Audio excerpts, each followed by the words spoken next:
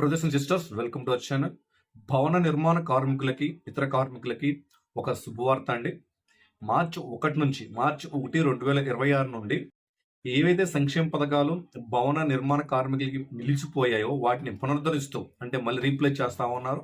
వీళ్ళకి అనేక రకాల సంక్షేమ పథకాలు అమలు చేస్తా ఉన్నారు.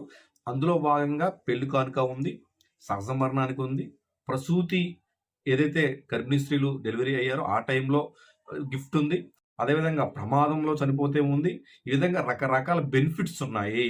ఈ బెనిఫిట్స్ అనేవి ప్రతి ఒక్కరికి అందాలి కనుక నేను ఇప్పుడు చెప్తున్న వీడియోలో ఏదైతే జియో 6 అంటే జియో నెంబర్ 6 ద్వారా ఇవి ఇంప్లిమెంట్ చేస్తుంది రాష్ట్ర ప్రభుత్వం. కాబట్టి వీటిని మనము మీకు ఎలా అప్లై అవుతాయి, వీటిని ఎలా పొందాలి, అలాగే రెన్యువల్ కూడా చేసుకోవాలండి. కార్డు అప్లై చేసుకుంటేనే కాదు, వీటి మనం రెన్యువల్ కూడా చేసుకోవాలి.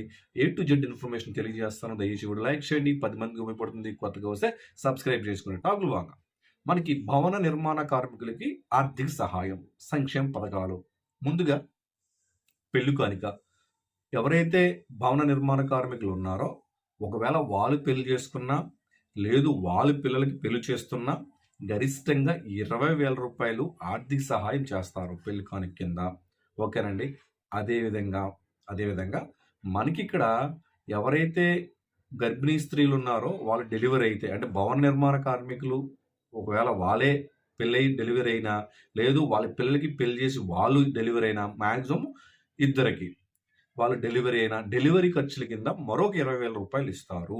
పెళ్లి కానుక కింద 20,000 రూపాయలు, డెలివరీ ఛార్జెస్ ఒక 20,000 రూపాయలు కనిష్టంగా ఇద్దరికి ఇస్తారు. అదేవిధంగా మనకి ఇక్కడ సహజంగా మరణించినట్లయితే 60,000 రూపాయలు ఇస్తారు. 60,000 రూపాయలు ఇస్తారు. అదేవిధంగా మనకి అంత్యక్రియల కింద చనిపోయినప్పుడు అంత్యక్రియల కింద ఒక 20,000 రూపాయలు ఇస్తారు. అదేవిధంగా మనకి ప్రమాదంలో మరణించిన, లేదా ప్రమాదంలో పూర్తి అంగవైకల్యం ఏర్పడిన 5,00,000 రూపాయలు ఇస్తారు. ఇవన్నీ కూడా వర్తించాలంటే మనం ఏం చేయాలి అనేది చూద్దాం. ఒకసారి నా దగ్గర జియో ఉంది, జియో తెలుగులోనే మీకు ఎక్స్ప్లెయిన్ చేస్తాను. ఓకేనండి.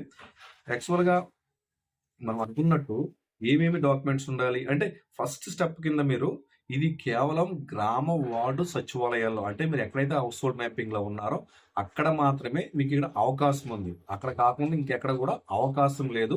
మీరు దీన్ని అర్థం చేసుకోండి. ఓకేనండి. ఫస్ట్ థింగ్ ఏంటి, మీరు గ్రామ వార్డు సచివాలయానికి వెళ్ళాలి. అక్కడ మీరు డిజిటల్ అసిస్టెంట్ లాగిన్లో అప్లై చేసుకోవాలి. ఏ లాగిన్ అండి? డిజిటల్ అసిస్టెంట్ వారి లాగిన్లో అప్లై చేసుకోవాలి. సో స్టెప్ 1, మీరు సచివాలయంకి వెళ్తారు. వెళ్ళిన తర్వాత డిజిటల్ అసిస్టెంట్ లాగిన్ అప్లై చేస్తారు. అప్లై చేసిన తర్వాత ఒకవేళ మీరు పెళ్లి కానికి మీరు కనీసం ఇందులో 6 నెలలు అనుభవం ఉండాలి. భవన నిర్మాణ కార్మికులుగా మీరు కనీసం ఒక 6 నెలలు మీకు అనుభవం ఉండి తీరాలి.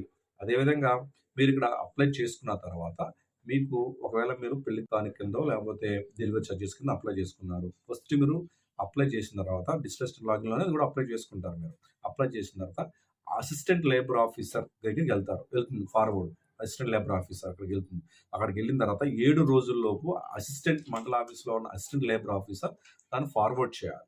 ఫార్వర్డ్ చేసిన తర్వాత DCL వారి లాగిన్లో పంపిస్తారు. అక్కడ నుంచి డిస్ట్రిక్ట్ వెల్ఫేర్ కమిటీ సిఫారసు మేరకు 10 రోజుల్లోగా మనకి డిస్ట్రిక్ట్ కలెక్టర్ వారి లాగిన్లో వెళ్తుంది. డిస్ట్రిక్ట్ కలెక్టర్ వారి లాగిన్లో 15 రోజుల వరకు గడువు ఉంటుంది. ఆ 15 రోజుల లోపు డిస్ట్రిక్ట్ కలెక్టర్ వారు కూడా మీకు దాన్ని ఫార్వర్డ్ చేస్తారు. ఆమోదం పొందిన తర్వాత DBT రూపంలో డైరెక్ట్ బెనిఫిట్ ట్రాన్స్ఫర్, అంటే ఇక్కడ మీరు డైరెక్ట్గా మీకు అకౌంట్లో జమ అవుతారు. జమ అంటే మీకు అక్కడ ఏదైతే NPCI లింక్ ఇక్కడ కూడా కంపల్సరీ. మీకు DBT అంటేనే NPCI, national payment corporation of India కదా, NPCI ఖచ్చితంగా మీకు అక్కడ మ్యాప్ అయ్యి ఉండాలి. లేదంటే మీకు చాలా ఇబ్బందిగా ఉంటుంది. ఓకేనండి. ఇప్పుడు ఫర్ ఎగ్జాంపుల్ మ్యారేజ్ గిఫ్ట్ కావాలి సార్ అంటే, పెళ్లి కానుక కావాలి అనుకుంటే ఖచ్చితంగా ఇద్దరు, అటు పెళ్లి కొడుకు పెళ్లి కూతురు ఇద్దరు కూడా ఆధార్ కార్డులు ఉండాలి. అలాగే అక్కడ వెడ్డింగ్ కార్డ్స్ ఉండాలి. AP సేవ సర్టిఫికేట్, మ్యారేజ్ సేవ అయినా ఓకేనండి. బ్యాంక్ పాస్బుక్ తీసుకోవాలి. రెన్యువల్ రిసిప్ట్, అంటే మీకు ఏదైతే భవన నిర్మాణ కార్డు ఉందో ఆ కార్డు రెన్యువల్, ఎందుకంటే ఎవ్రీ ఇయర్ రెన్యువల్ అవుతుంది కాబట్టి ఖచ్చితంగా రెన్యువల్ చేయించుకోవాలి. సో రెన్యువల్ లేకపోయినా కార్డు ఉన్నది మాత్రం కదా ఫోర్స్లో ఉందో చూసుకోవాలి. లైసెన్స్ ఎలా ఫోర్స్లో ఉంటే ఎలా ఉంటుందో మీకు కూడా కార్డు ఫోర్స్లో ఉండాలి, రెన్యువల్ అయ్యి ఉండాలి. ఒకసారి మీరు అందరూ కూడా వీడియో చూస్తున్న ప్రతి ఒక్కరు కూడా ఒకసారి ఫోర్స్లో ఉందో లేదో మీ గ్రామ సచివాలయంకి వెళ్ళి ఫోర్స్లో ఉందో చెక్ చేసుకోవాలి, లేకపోతే ఫోర్స్లో చేయించండి. ఓకే. మెటర్నిటీ బెనిఫిట్ అంటే ఖచ్చితంగా ఆధార్ కార్డ్స్ ఉండాలి. అదేవిధంగా pregnant women birth date of certificate ఉండాలి. డెలివరీ సర్టిఫికేట్ కూడా ఉండాలంటే హాస్పిటల్ పాస్‌బుక్ కూడా ఉండాలి. ఓకేనండి. అది న్యాచురల్ డెత్ సహజంగా మరణించినట్లయితే అక్కడ ఎఫ్ఐఆర్ గాని, పంచనామా గాని, డెత్ సర్టిఫికేట్ గాని, లీగల్ హెయిర్ సర్టిఫికేట్ గాని, మెడికల్ సర్టిఫికేట్ ఏముంటే మేజర్‌గా డెత్ సర్టిఫికేట్ న్యాచురల్ డెత్ కాబట్టి డెత్ సర్టిఫికేట్ సరిపోతుంది. అదే విధంగా మనకిక్కడ అంత్యక్రియలకు సంబంధించి same as a death certificate తీసుకొని మనం వెంటనే అప్లై చేయాల్సి ఉంటుంది. మ్యారేజ్ సంబంధించి మ్యారేజ్ అయిన ఎన్ని రోజుల్లోపు మనం అప్లై చేయాలి అంటే గమనించినట్లయితే మ్యారేజ్ గిఫ్ట్ అనేది వివాహం జరిగిన 6 నెలల్లోపు దరఖాస్తు చేసుకోవాలి. కేవలం ఇద్దరు కుమార్తెలకు లేదా మహిళా కార్మికులకు మాత్రమే. కుమారులకి కాదు. గుర్తుపెట్టుకోండి. ఇద్దరు కుమార్తెలకు మ్యాక్సిమం లేదు భవన నిర్మాణ కార్మికులే పెట్టుకుంటున్నారంటే ఓకే. కుమారులకైతే ఎలిజిబిలిటీ లేదు. అదేవిధంగా ప్రసూతి అంటే డెలివరీకి సంబంధించి ఇది కూడా డెలివరీ అయిన 6 నెలల్లోపు అప్లై చేసుకోవాలి. ఒకవేళ మరణించినట్లయితే ఒక సంవత్సరం గడిస్తారు. మరణించిన తర్వాత ఇది సహజ మరణమైనా లేదా యాక్సిడెంటల్ మరణమైనా మీకు ఖచ్చితంగా ఒక నెల అంటే ఒక సంవత్సరం లోపు మీరు అప్లై చేసుకోవాల్సి ఉంటుంది. అలాగే లైవ్ రిజిస్ట్రేషన్ పథకం పొందే సమయానికి కార్మికుడు రిజిస్ట్రేషన్ కార్డు చెల్లుబాటులో ఉండాలి. అది మీరు మేజర్‌గా గుర్తుపెట్టుకోవాలి. కార్డ్ ఖచ్చితంగా ఫోర్స్‌లో ఉండాలని చెప్తా ఉన్నాను. మేజర్‌గా ఉన్న డౌట్స్ కూడా నేను ఎక్స్‌ప్లెయిన్ చేస్తాను. ఫస్ట్ అందరికి వచ్చే డౌట్ ఏంటంటే ఈ యొక్క సంక్షేమ పథకాలు ఏ తేదీన ప్రారంభమవుతాయి? ఎప్పటి నుంచి అమల్లోకి ఉంటుందంటే అంటే జనవరిలో పెళ్లి చేసుకుని ఉంటారు. ఫిబ్రవరిలో పెళ్లి చేసుకుని ఉంటారు. ఫిబ్రవరి 12, ఫిబ్రవరి 28దో తారీఖున పెళ్లి చేసుకుని ఉంటారు. మరి ఇది ఎప్పటి నుంచి అమల్లోకి వచ్చింది అంటే 1 మార్చ్ 2026 నుండి. అంతకుముందు ఇది వర్తించదు. అది గుర్తుపెట్టుకోవాలి. ఓకేనా? అలాగే పెళ్లి కానుక పథకానికి నగదు ఎంత ఇస్తారు? ఎగ్జాక్ట్‌లీ 20,000 రూపాయలు ఇస్తారు. 20,000 రూపీస్ ఇస్తారు.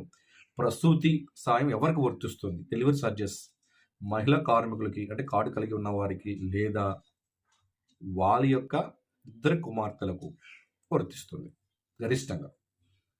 సహజ మరణానికి ఎంత పరిహారం వస్తుంది? సహజంగా మరణించినందుకు 60,000 రూపాయలు వర్తిస్తాయి. దాంట్లో అంత్యక్రియల కింద ముందుకు 20,000 ఇస్తారు. తర్వాత 40,000 ఇస్తారు. అంత్యక్రియల ఖర్చులు కింద చెప్పిన 20,000 రూపాయలు ఇస్తారు. దరఖాస్తుదారుడు చివరి గడువు ఎంత? దరఖాస్తుదారునికి అదే పెళ్లి కావచ్చు, డెలివరీకి కావచ్చు 6 నెలల్లోపు అప్లై చేసుకోవాలి. అదే మరణించినట్లయితే ఏడాదిలోపు 1 సంవత్సరంలోపు అప్లై చేసుకోవాలి. అర్హత పత్రాలు ఏ పోర్టల్ నుండి పొందాలి? అర్హత మ్యారేజ్, బర్త్ మరియు డెత్ సర్టిఫికేట్ తప్పనిసరిగా ఏపీ సేవా పోర్టల్ నుంచి పొందిందే ఉండాలి. బర్త్ సర్టిఫికేట్ కానీ, మ్యారేజ్ సర్టిఫికేట్ కానీ, డెత్ సర్టిఫికేట్ కానీ తప్పనిసరిగా ఏపీ సేవా పోర్టల్ నుండి పొందాలి. మొత్తం ప్రక్రియ ఎంతలోపు అవుతుంది సార్ అంటే దరఖాస్తు మొత్తం ప్రక్రియ అది మా విలేజ్ లెవెల్ నుంచి మండల లెవెల్ నుంచి జిల్లా లెవెల్కి వెళ్ళడానికి ఇంచుమించు 30 రోజుల నుంచి 45 రోజులు పడుతుంది. సో ఈ వీడియో చూసిన ప్రతి ఒక్కరు కూడా మీ స్నేహితులకి పంపించండి. మీ జీవో తెలుగులో ఎక్స్ప్లెయిన్ చేయడం జరిగింది. డౌట్స్ ఉంటే కామెంట్ చేయండి, ఆన్సర్ చేస్తాను. అందరూ కూడా జరగాలి.